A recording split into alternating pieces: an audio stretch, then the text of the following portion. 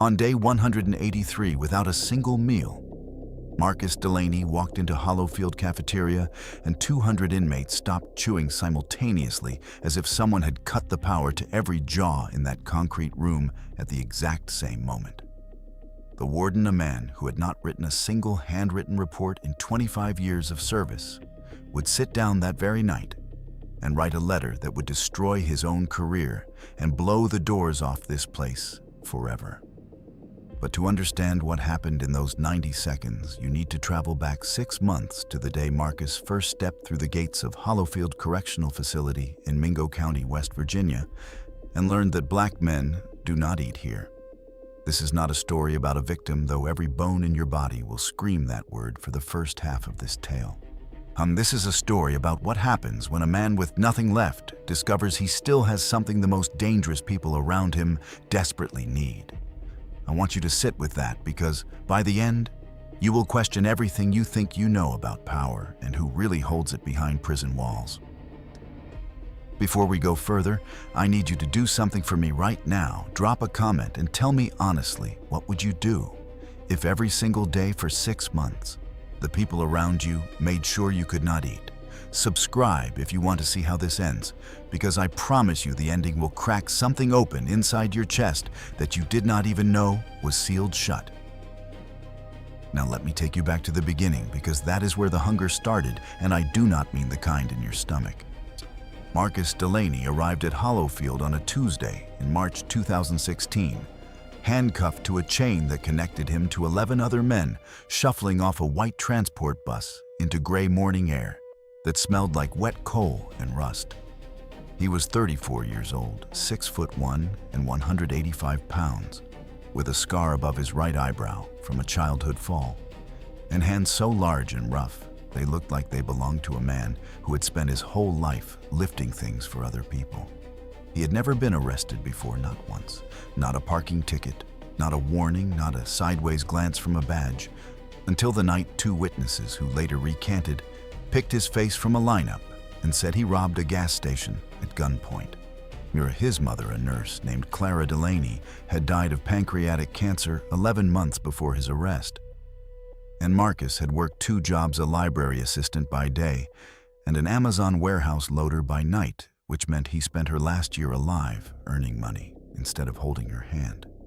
That guilt sat in his chest like a stone that never warmed up, and it would stay there through every single day of what came next.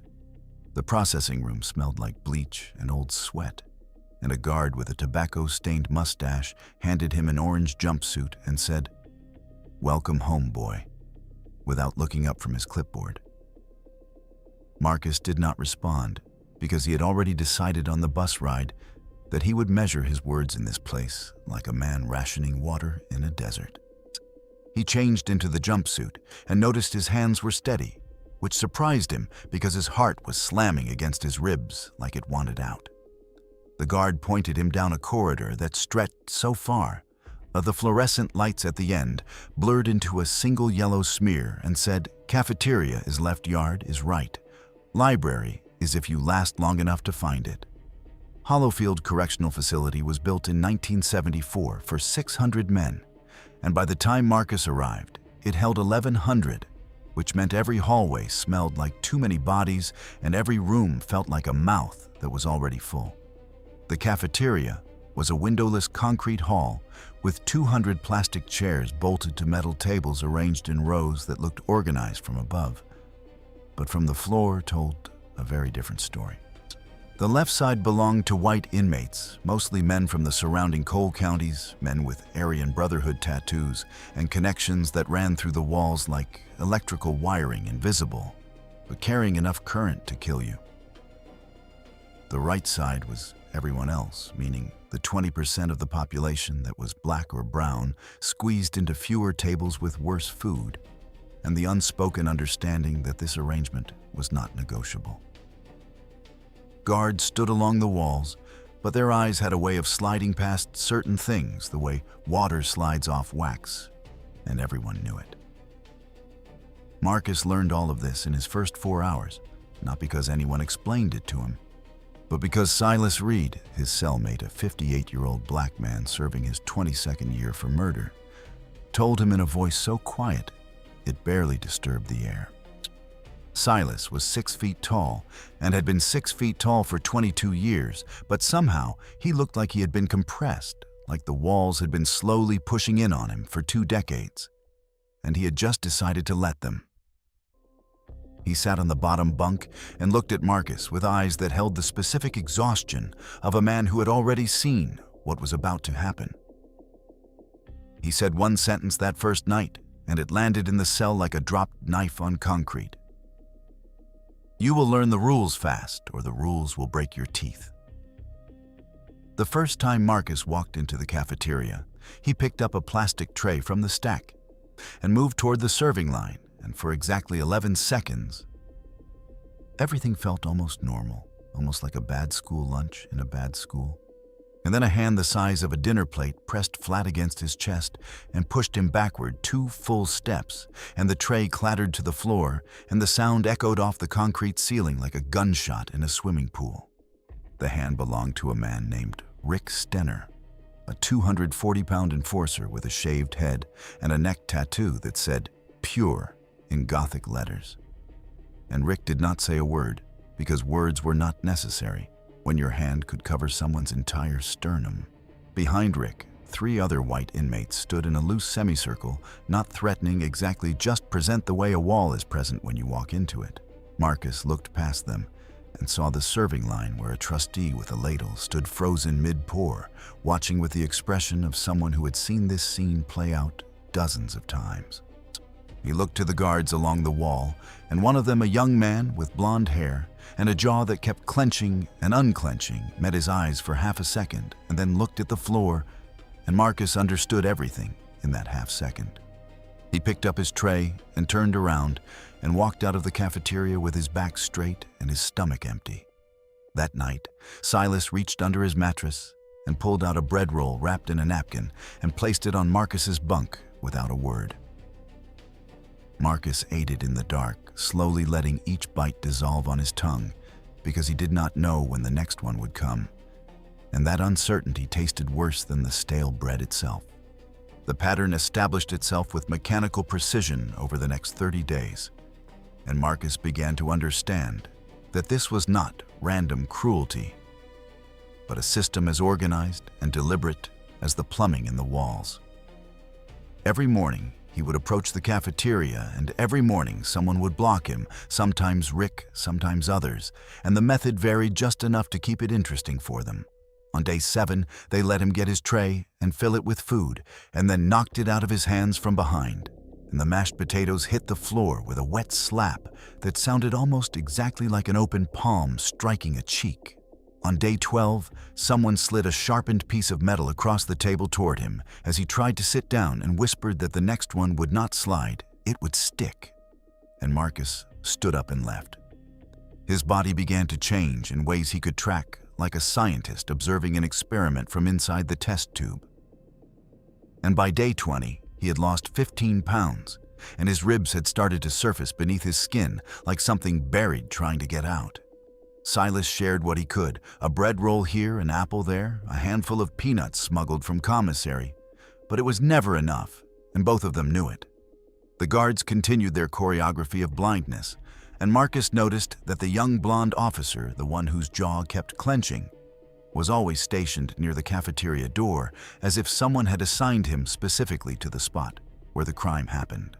Marcus spent his evenings in his cell staring at the ceiling and fighting the voice in his head that said, "Fight back, hit someone, make them see you," because that voice sounded reasonable and reasonable. Voices in desperate places are the most dangerous sound a man can hear. On day 29, he found the library, and inside it, he found a water-stained copy of Letters from Birmingham Jail. And he sat on the floor between 2 wooden shelves and read it cover to cover twice. And something shifted inside him, not hope exactly, but something adjacent to hope, something with teeth. By day 30, Marcus had lost 22 pounds, and his body had entered a state of conservation where every movement cost something. and his mind had begun to play tricks, offering him vivid memories of meals his mother had cooked, as if his brain was trying to feed him through nostalgia alone. But something else had started too, something quiet and almost invisible, like a crack forming in a wall that nobody is watching. Marcus began leaving notes in the library books, small pieces of paper torn from a legal pad, with quotes from King and Baldwin, and sometimes just simple sentences. He wrote himself like a man does not starve when his mind is full. He did not know who would find them or if anyone would care, but the act of writing them felt like planting seeds in concrete, and he needed to believe that concrete could crack. On day 41, he found a note tucked into the same book he had left one in, and it said in shaky handwriting that looked like a child's first attempt at cursive, "Who are you, and why do you keep putting words in my books?" Marcus wrote back, "Because words are the only thing in this place that the guards cannot confiscate, and they cannot rot, and they cannot be knocked off a tray onto the floor." The correspondence continued for weeks, anonymous and careful, and Marcus did not know that the person writing back was not writing at all, but dictating to a cellmate because the person behind the notes could not read or write, and his name was Dwayne Baker, and he ran the white side of Hollowfield. Silas watched Marcus write his notes each evening and said nothing for a long time, until one night he spoke from the bottom bunk in the dark, and his voice carried the weight of 22 years of watching men try to survive this place. He said, "Fists break bones, but words break walls," and then he rolled over and went to sleep as if he had just commented on the weather. Marcus lay in the dark, holding those 6 words like a man holding a match in a room full of kindling, not sure yet whether to strike it, but feeling the phosphorus under his thumb. On day 84, everything changed because of a pink envelope with a butterfly drawn in crayon on the front, and a return address in a 9-year-old girl's handwriting that arrived in the mail for Dwayne Duke Baker, the most feared man in Hollowfield Correctional Facility. Duke was 41 years old, 260 pounds, with a swastika tattooed on his neck and fists that had broken more faces than he could count, and he sat on his bunk holding that envelope like it was made of glass. He had not seen his daughter Lily in 6 years, and he had dropped out of school in 8th grade. And the thing he had hidden behind violence and racial hatred and iron discipline for his entire adult life was simpler and more devastating than anyone suspected.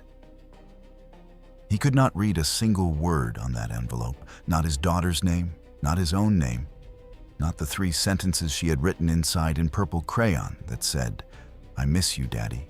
When are you coming home? I drew you a butterfly, because butterflies can go anywhere they want." Duke sat there for 40 minutes, staring at those purple lines, and his chest felt like someone had reached inside and was slowly closing a fist around his heart and squeezing. He found Marcus in the library the next afternoon, and the 2 men looked at each other across the small room, and the air between them held 6 months of hunger and hatred and violence. And something else now, something neither of them had a name for yet. Duke placed the letter on the table and slid it across without a word, and Marcus picked it up and read it aloud in his quiet voice. The voice that made people lean closer, and when he reached the part about the butterfly, Duke's face did something it had not done in 15 years. Then his eyes filled and his jaw trembled, and a sound came out of him that was not a word, but was more honest than any word he had ever spoken. And Marcus kept reading, kept his voice steady, kept giving this man his daughter's voice back, one purple crayon word at a time. What neither of them knew was that this moment, this letter, this butterfly drawn by a child who missed her father, would set in motion a chain of events that would reach far beyond these concrete walls. But the part of the story was still 99 days away. Duke came back to the library the next day, and the day after that, and the day after that, like a man drawn to a wound he could not stop touching. Marcus started with the alphabet 26 letters scratched onto a sheet of legal paper that Duke stared at like a map to a country he had been exiled from since childhood. The first lesson lasted 11 minutes, because Duke's hands started shaking and he stood up and left without a word. And Marcus sat alone wondering if that door would ever open again.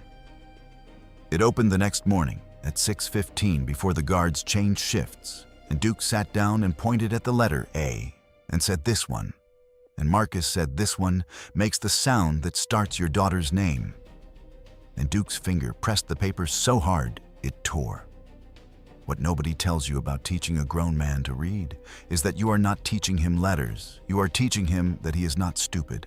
Every session cracked something open in Duke that had been sealed with concrete and razor wire and ideology for 33 years of believing he was worthless. By the end of the second week, Duke could write his own name, and he stared at those 5 letters like a man seeing his own face in a mirror for the first time. Marcus had not eaten a real meal in 90 days, and his body was consuming itself, but his voice never wavered during those lessons, not once. He was starving in a room with a man who had starved him, and somehow that room had become the only place in Hollowfield where either of them could breathe. Word travels through prison walls the way water travels through cracked concrete, slowly at first, then suddenly everywhere, and impossible to stop or contain or control. By day 100, a second inmate appeared at the library door, a white man named Gary Phelps, who was 43 and could not read his own sentencing documents. Then came a third, an S-Black inmate from C Block named Terrence, who had pretended for 9 years that his glasses were broken whenever paperwork appeared on his bunk. Marcus taught them all at the same table, shoulder-to-shoulder men who would not sit within 10 feet of each other in the yard or the cafeteria or anywhere else in this concrete world. He used whatever he could find: torn pages from donated church books, the back of commissary receipts, a stub of pencil sharpened against the cell wall until it was barely an inch long. The sessions ran under the cover story of legal research, which nobody questioned because nobody in administration cared enough about the library to actually check what happened inside it. By day 115, Marcus had 7 students, 4 white, 3 black, and the thing that connected them was not friendship or alliance, but shame, the shared secret that they could not decode the words the world ran on. Duke watched over these sessions like a man guarding something precious, which was exactly what he was doing, though he would have broken your jaw for saying it out loud.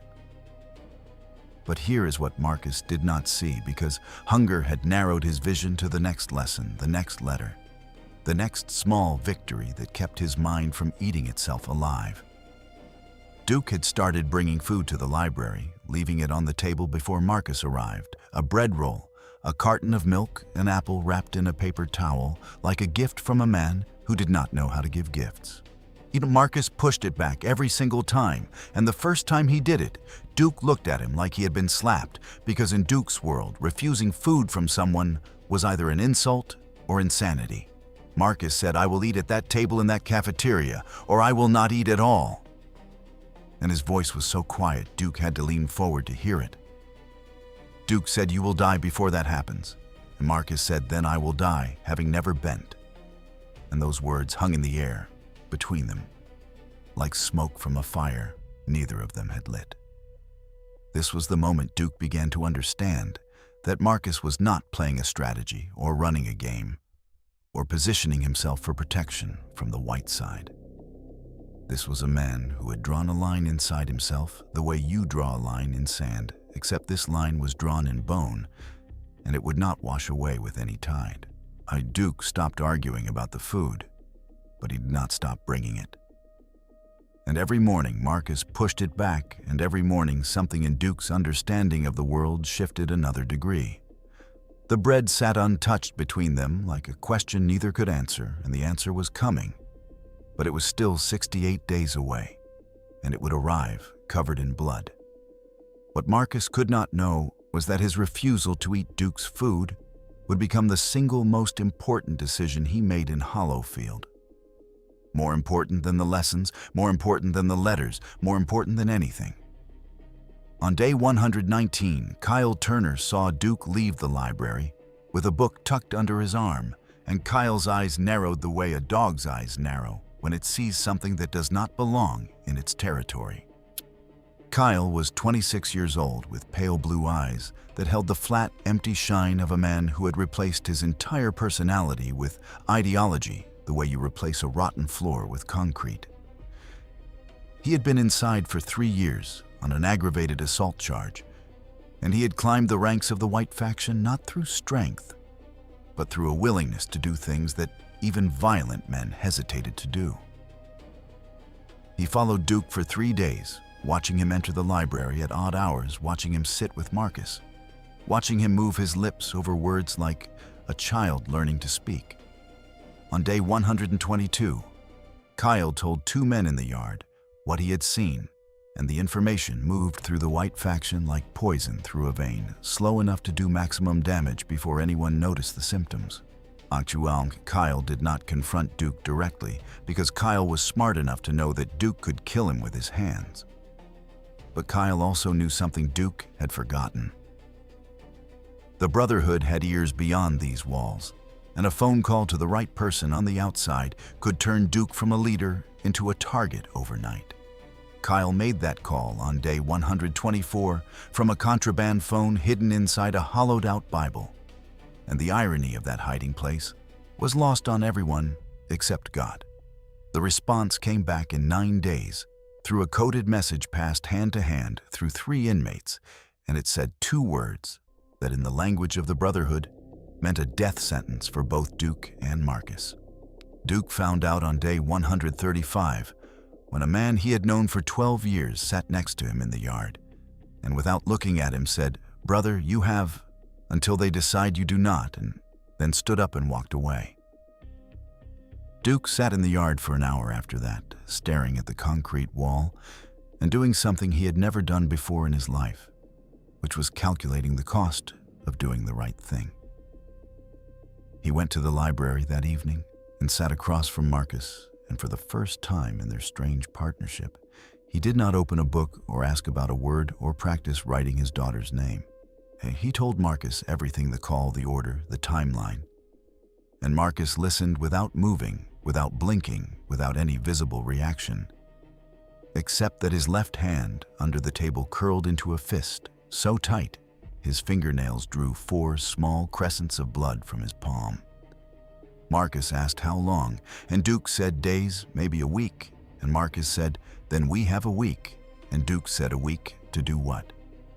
Marcus looked at him across the table where a bread roll sat untouched between them and said, "A week to make it not worth killing us," and that sentence made no sense to Duke until 3 days later, when it made all the sense in the world. Silas heard about the kill order before Marcus told him, because Silas had survived 22 years by keeping his ear pressed to the ground, the way a doctor presses a stethoscope to a chest, listening for the irregular beat that means death is close. He sat on his bunk and looked at Marcus and said, "You know what you have to do?" And Marcus said yes, and Silas said it will not work, and Marcus said probably not, and Silas said then why? And Marcus said, "Because the alternative is becoming what they already think I am." The next morning, Marcus did something that made every inmate who witnessed it believe he had lost his mind completely and permanently, and without any hope of recovery. He walked into the yard during recreation hour and stood in the middle of the open space between the white section and the black section, and he started reading aloud. He read from letters from Birmingham jail, and his voice carried across the concrete in the cold November air. And men on both sides stopped what they were doing and stared. Injustice anywhere is a threat to justice everywhere. Marcus read, and his voice was steady and clear and impossibly calm for a man who weighed 142 pounds and had a death sentence hanging over him like a blade. Kyle Turner watched from the weight bench with his pale eyes and his hand resting on a 20-pound dumbbell, and something in his expression shifted from contempt to something more dangerous, which was uncertainty. 3 of Marcus's students were in that yard, and they heard their teacher's voice, and none of them moved, but all of them listened, and listening in that moment was its own form of revolution.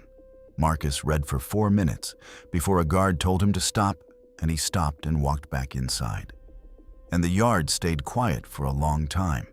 After that, the way a room stays quiet after someone has said something that cannot be unsaid. Officer Travis Lee had watched the yard scene from the guard tower, and his jaw was doing that thing again, clenching and unclenching, like a man chewing on a decision that tasted like broken glass and moral failure. He had seen everything for 5 months, the blocked meals, the knocked trays, the sharpened metal slid across tables. And he had done nothing because his daughter was 2 years old and his wife did not work, and this job paid $38,000 a year, which was enough to keep them alive. But Travis had also seen Marcus reading to Duke in the library through the window, and he had seen Duke crying over a pink envelope, and he had seen 7 men learning to write their names at a table where race was supposed to make that impossible. On day 160, he saw Kyle Turner pass a sharpened piece of metal to another inmate in the corridor, and their eyes met. And Kyle smiled at him. Oh, the way a man smiles when he knows you will do nothing because you never do. About that night, Travis went home and held his daughter, and she grabbed his finger the way babies do with that terrifying total trust, and something inside his chest cracked along a fault line that had been forming for months. He drove back to Hollowfield at 11 at night and slid an unsigned note under Warden Crawford's office door that said, "Check the cafeteria, check the library. Check what is about to happen before it is too late." Crawford would not find that note until morning, and morning was still 8 hours away. And in a prison, 8 hours is enough time for everything to change. Travis drove home with his hands shaking on the steering wheel, knowing he had done too little too late to be called brave, but hoping it was enough to be called human. Crawford found the note at 6:47 in the morning, wedged beneath his office door like a confession from a ghost. He read it 3 times, and each time the words rearranged themselves into a shape he had spent 25 years. The note did not name names, but it named locations, and locations in a prison are the same as naming bodies. Crawford sat behind his desk and felt something he had not felt since his first year on the job, which was. He picked up his phone and put it down and picked it up again, because calling someone meant creating a record. A record meant questions, and questions meant answers, and answers meant the end of the comfortable blindness that it kept. He decided he would go to the cafeteria himself the next day during the noon meal and see with his own eyes. What Crawford did not understand yet was that tomorrow was day 183, and the cafeteria was already A. The note from Travis Lee had arrived exactly 1 day too late to prevent what was coming, and exactly 1 day. Kyle Turner spent that same morning sharpening a piece of metal against the concrete floor of his cell with the patience of. He had waited 23 days since the order came down, and patience was the only virtue Kyle Turner actually possessed. The weapon was 6 inches long, filed to a point so fine it caught the fluorescent light like a needle maid. He wrapped the handle in torn bedsheet strips and tested the grip by squeezing until his knuckles turned the color of. His plan was simple because simple plans do not break, and broken plans in prison mean you die instead of your. He would wait for Marcus to enter the cafeteria, which Marcus had not done in 182 days. Kyle had heard from 3 different sources that something was happening tomorrow, that Duke was planning something public, something visible, something. The information was correct because Duke had told his 4 closest students that tomorrow they would sit with Marcus at the Mix. Kyle smiled when he heard this, because a man walking into the cafeteria is a man walking into range. And ranges. Marcus woke on day 183, and his body weighed 139 pounds, which meant he had lost. His ribs were visible through his skin, like fingers pressing up from inside his chest, trying to count themselves in the. He stood, and the room tilted slightly, and he gripped the bunk frame until the world agreed to stay horizontal for. Silas was already awake, sitting on the bottom bunk watching Marcus with the expression of a man watching someone walk toward a. Marcus said today, and Silas said, "I know." And the 2 words filled the cell like smoke fills a room slowly.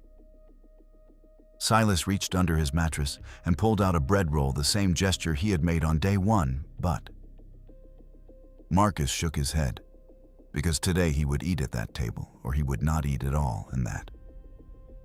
Silas nodded, and then did something he had not done in 22 years of incarceration. He stood up and embraced. The hug lasted 4 seconds, and in those 4 seconds, 22 years of prison walls compressed into something small enough to. And as Duke woke that morning and looked at the swastika on his neck in the metal mirror, bolted above his sink, and for 5 months he had been covering that tattoo with his hand whenever he sat across from Marcus, learning words like. Today, he would sit next to Marcus in a room full of men who would see that tattoo and see him. He thought about Lily and the butterfly she drew, because butterflies can go anywhere they want, and he could not go. He thought about the 26 letters Marcus had scratched onto legal paper and how each one had unlocked a door inside. He thought about Kyle Turner and the sharpened metal Kyle thought nobody knew about. But Duke knew, because Duke always knew. He had 4 men ready to stand with him, and standing in that cafeteria meant standing against everything he had built for. The cost was his rank, his protection, his identity, his safety, and possibly the blood inside his body spilling onto concrete. Duke laced his boots and walked toward the cafeteria, and his hands were steady because hands that have broken everything have nothing. The cafeteria at noon was 200 men eating in 3 rows of metal tables bolted to a floor stained with. Marcus appeared in the doorway, and the sound died the way sound dies when a train enters a tunnel all at. Rick Stenner, the man whose hand had pushed Marcus backward on day 1, stood up from his chair and then sat. Marcus walked forward, and his legs trembled not from fear, but from 183 days of his body consuming. Every step echoed because 200 men had stopped chewing, stopped talking, stopped breathing, and the silence was so complete. Duke stood up from the white side carrying his tray, and the scrape of his chair was the loudest sound in. Kyle Turner's hand moved under the table toward the sharpened metal wrapped in bedsheet strips, and his pale eyes tracked Duke. 4 men rose from different tables, Gary and Terrence, and 2 others, whose names history would not remember, but whose legs. Crawford appeared in the doorway behind Marcus, and what he saw made him grab the door frame because his knees buckled. Duke crossed the cafeteria carrying his tray, and every man he passed flinched because crossing that invisible line was louder then. He reached Marcus and stood in front of him, and the 2 men looked at each other across 6 months of. Duke placed his tray on the table in front of Marcus and said 2 words that weighed more than his entire. Eat first, and the words cracked something open in that room the way lightning cracks open a sky that has been. Marcus looked down at the tray, and his hands began to tremble under the table, not from fear, but from hunger. He pressed his fists against his thighs so hard the knuckles went white because he did not want anyone to see. Kyle Turner stood up, and Duke turned his head and looked at Kyle, and the look contained no threat, no anger. Kyle sat down because he recognized something in Duke's eyes that ideology cannot defeat, which is a man who has stopped. 4 men sat around Marcus, then 6, then 8, and the cafeteria exhaled a breath it had been holding for 100. Crawford stood in the doorway, watching a man who had not eaten in 6 months surrounded by the men who had starved. His hand was still gripping the door frame, and his fingers had gone numb, but he could not make himself release. He watched Marcus pick up a fork, and his hand shook so badly the fork tapped the tray 3 times before.